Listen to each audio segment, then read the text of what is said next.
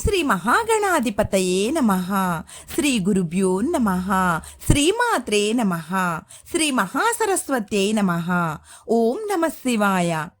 మా గురుదేవులు బ్రహ్మశ్రీ వద్దిపర్తి పద్మాకర్ గారి దంపతుల పాదపద్మాలకు నమస్కరిస్తూ, చదువుల తల్లి సరస్వతీమాతకు నమస్కరిస్తూ, జగద్గురువులు శ్రీ ఆదిశంకరాచార్యుల వారికి నమస్కరిస్తూ, శ్రీ ఆదిశంకరాచార్య దివ్య చరితామృతము 10వ భాగము వినిపిస్తున్నాను. కుమారిభట్టు అనే బట్టిపాదుడు వేదాంగవేత్త, జ్ఞాని. ఇతను మహానదీ తీరంలోని జయమంగళవాసి. యజ్ఞేశ్వరుడు, చంద్రగుణ పుణ్య దంపతులకు జన్మించిన ఇతను వేదశాస్త్రాలు నేర్చి జైమిని మహర్షి అడుగుజాడలలో నడిచాడు. వేదములను పరమ ప్రామాణికంగా స్వీకరించి వేద ప్రమాణములు కాని వాటిని తిరస్కరించేవాడు. కర్మకాండ అతి ముఖ్యము అని ప్రచారం చేసేవాడు. ఆ కాలంలో హిందూ మతాన్ని మించి బౌద్ధ, జైన మతాలు రాజాశ్రయం పొంది ఉండటం గమనించిన కుమారిభట్టు ఆ మతాలను ఖండించడానికి, ఆ మతాలలోని సూత్రాలు తెలుసుకోవాలని ముందుగా తక్షశిలలోని బౌద్ధ విశ్వవిద్యాలయంలో చేరాడు. అక్కడ విద్యనభ్యసిస్తూ అక్కడి బౌద్ధులు తనని అనుమానించకుండా జాగ్రత్త పడుతూ బౌద్ధములోని గుట్టులన్నీ గ్రహించాడు.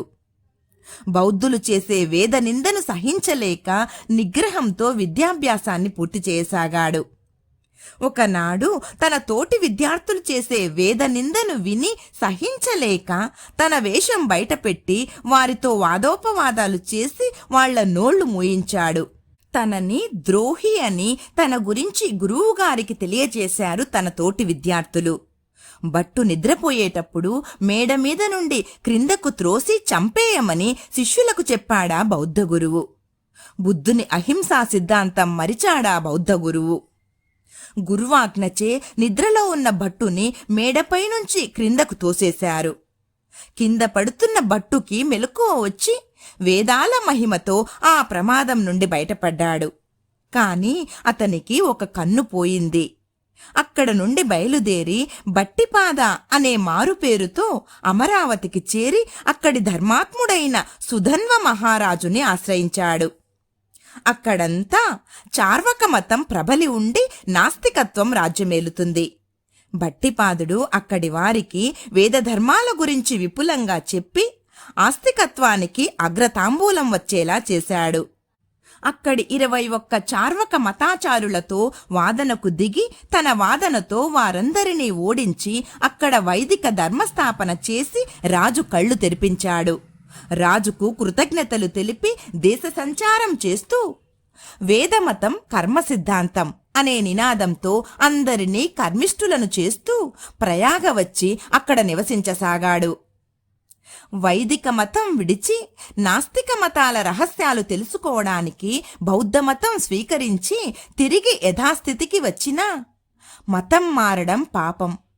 పరమతంలో ఉన్నప్పుడు శివుడు లేడని అన్నాను కనుక దానికి నాకు నేను శిక్ష విధించుకుంటా అనుకుని ఊకరాశిలో కంఠం వరకు మునిగి దానికి తానే నిప్పు పెట్టుకున్నాడు.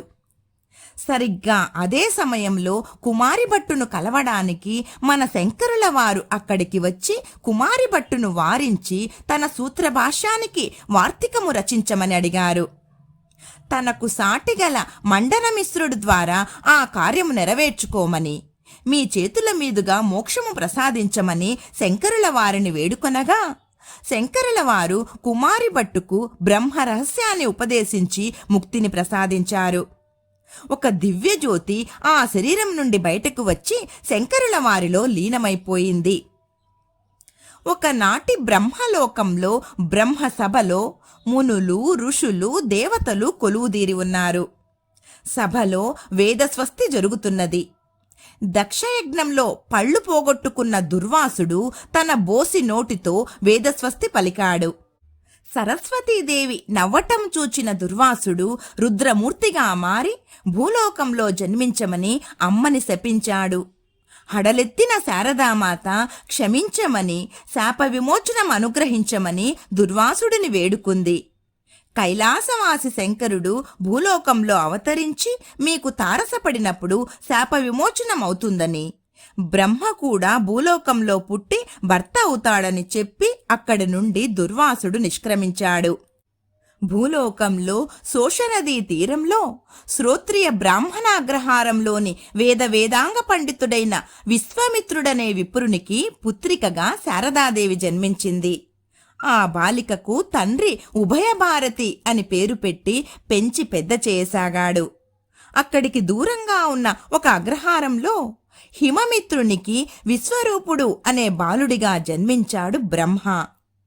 విశ్వరూపుడు పెరిగి పెద్దయి ఉభయభారతికి తారసపడినప్పుడు పరస్పరాకర్షణలో పడి వివాహం చేసుకున్నారు. ఆ విశ్వరూపుడే మండనమిశ్రుడనే నామంతో విద్యాపారంగతుడై మాహిష్మతీపురంలో ఉభయభారతితో పాటుగా స్థిర నివాసం ఏర్పాటు చేసుకున్నాడు. ఓం శ్రీ శంకరాచార్య వర్యాయ నమః.